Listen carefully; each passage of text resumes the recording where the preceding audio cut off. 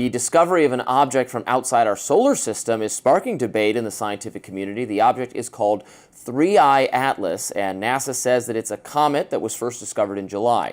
It's currently passing through our solar system, reaching a point about 130 million miles from the sun, and it's just the third interstellar object ever discovered in our solar system. There's lots of questions being asked about where it actually comes from, and some are questioning what it even is. Now, NASA insists everything they've studied about it so far leads them to believe that it's just a normal comet. But physicist Avi Loeb isn't totally convinced. He suggests there's a chance, even if it's just a small one, that the comet is artificially made, meaning it's alien technology. In a series of essays, Loeb has cited anomalies with the comet that he says support the argument of the 3I Atlas being sent to our solar system intentionally, and that, of course, raises questions about who sent it, what their intentions are. Loeb says that even if it's most likely a comet, his alternative hypothesis is worth looking into because of the massive implications it would have for humanity if it turned out to be true. Loeb is also a Harvard professor and founder of the Galileo Project, which was created to search for evidence of extraterrestrial life. He joins us now here on Rising to talk about his ideas. Welcome back to the program. Thanks for having me. Of course. Let's begin by maybe you could describe the characteristics of this object. Are we talking about a very large object, a very small object, what its physical components are? Do we know anything about that? Fill us in. As soon as it was discovered, it was obvious that this object is quite large. And that was July 1st, 2025. And my wife wanted us to go on vacation, but I realized that I have to write a paper, so I didn't really enjoy the beach much. I estimated the size has to be of order Manhattan Island if the brightness stems from the reflection of the object. Turns out that there is a lower limit on its size, which is about 5 kilometers, and the mass is at least 30 billion tons, based on the fact that it maintains course so far, despite the fact that it's losing 150 kilograms per second. This is a big object. It's a million times more massive than the first interstellar object discovered 8 years ago. And the question is, why haven't we found millions of smaller objects before we find this giant one? And then on top of that, it looks as if it came along the plane of the planets around the sun. The chance of that happening at random is 1 in 500. And the question arises as to whether this trajectory was planned as part of a reconnaissance mission, because it's coming very close to Mars, Venus, and Jupiter, unusually close. For that, you need to arrange a special timing so that it will be at the right time at the right place. And it came closest to the sun yesterday. Unfortunately, we can't look at it from Earth because the Earth is on the opposite side of the sun. That could have also been a hint of a technological design. We found in the gas around it, we found nickel without iron, very little iron, mostly nickel. And the only place where we have such a composition is nickel alloys that are produced industrially for aerospace applications.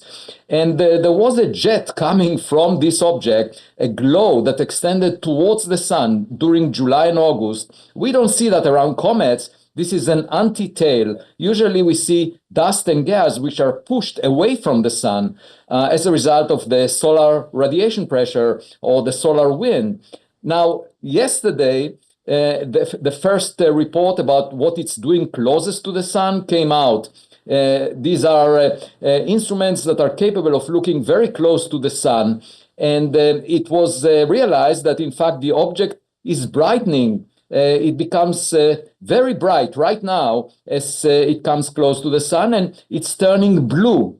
And the color blue is very surprising because if there is any dust shed off a natural nucleus of a comet, the dust would make it red.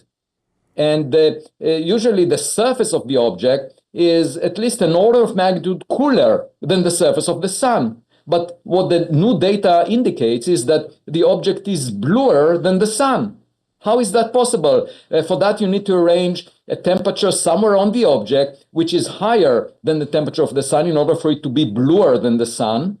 And the sun has a surface temperature of 5,800 degrees Kelvin above absolute zero. That's huge. that's 20 times the temperature on Earth right now. So the question is, what is going on? And I'm saying it could be a black swan event where we expect it most likely to be a natural object, but we have to attend to the possibility that it might not be natural, just because the implications would be huge for humanity.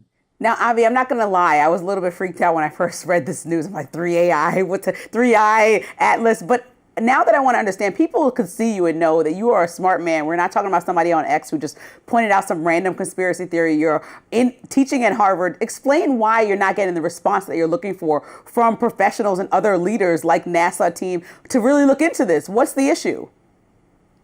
Yeah, the issue is that scientists, and that's completely justified, very often are attracted to the most likely explanation. That's what establishes them as experts. Experts are relying on past knowledge. But here we have a blind date with an interstellar visitor, and it's a blind date of a type that we've never had before. So relying on past knowledge is not a good practice. But more importantly, usually, if you look at an exploding star at the edge of the universe, it has no implications for society. So it's better not to take risks and say, oh, that's an exploding star of a type that we understand. However, in a case where you have a visitor to your backyard, the visitor might enter through your front door. That's a situation where there is an important threat to humanity, and therefore even low probability events have to be taken seriously. That's something that the scientific community, including NASA, does not necessarily understand. Now, NASA does understand the fact that there could be rocks that come close to Earth, and we know that the dinosaurs were killed 66 million years ago by a giant rock the size of Manhattan Island. We know that, and therefore NASA has a plan to discover near-Earth objects that could pose a threat to us if they are rocks. But NASA did not think as of yet about the possibility that an object which has some technology in it might be in the sky, even though NASA itself launched a lot of technological objects into the sky. And I'm just saying NASA is not the most accomplished space agency in the Milky Way galaxy since the Big Bang, 13.8 billion years ago. We better recognize that. It would be arrogant to claim that NASA is the only agency polluting space with technological objects. So if there was another NASA-like agency around an exoplanet billions of years ago, simply because the parent star formed billions of years before the sun, we know most of the stars formed before the sun. The sun just is a late star that formed just in the last 1/3 of cosmic history.